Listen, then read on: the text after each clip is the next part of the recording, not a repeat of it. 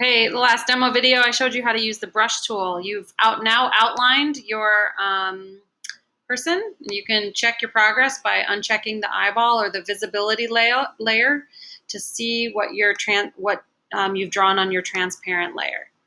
Okay, so it looks like I've got a pretty good outline. And now I'm going to go ahead and I want to start coloring in the rest of his face and his jacket and all that. So to do that, what I'm going to do is a combination of the eyedropper tool and my paintbrush. So the eyedropper is underneath this like crop tool. The crop tool looks like kind of like a kite. It's 1, 2, 3. It's the fourth tool down on the left. If you do the drop down menu on that, there's the eyedropper hiding down there. Again, don't forget about your search button. If you can't figure out how to get it, you just go up to your search button and do eyedropper. Okay, so now I've got my eyedropper. With your eyedropper, if you click anywhere on your photo, notice what happens to your color palette. It changes to the exact color that you're selecting. So if I click on his lips, my color palette over here turns kind of a pinkish color, the color of his lips. If I click on his jacket, my color palette turns black, the color of his jacket. If I click on his face, it's going to turn kind of more brown or tan. So depending on what area you're doing, that's where the eyedropper comes in handy. So let's say we're starting with his lips. I'm going to tap on his lips with the eyedropper. Then I'm going to get my brush. Okay. My brush right now, it's a real small brush because I did my outlines. So if I want to make that brush bigger, remember I can look at the letter P on my keyboard and tap on the bracket button. That's the 2 bracket buttons that are right next to the letter P. One of them makes them smaller. The other bracket makes it bigger. So I'm going to make it bigger. And I can just start drawing down with my brush tool. Now that brush right now, the texture of it's real thick paint. If I want to change that, I can come up to the menu up top right here and change my brush so it's more of like a softer brush.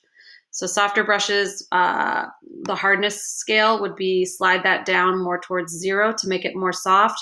Or you can just click one of the softer brushes like this number 24.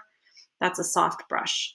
And then when I come down to color in his lips, see how it's more of like a softer brush? It just depends what style you want to use. Remember, this is your own creation, so make it what you want it. Okay, so there's his lips. Now I'm going to do his nose, so I got to go back to my eyedropper, which is hiding under your crop tool. Get your eyedropper. I'm going to click on, say, his nose or his cheeks. And then my brush is going to change that color. Get your brush. And then I can start filling in areas of his face with this color, right?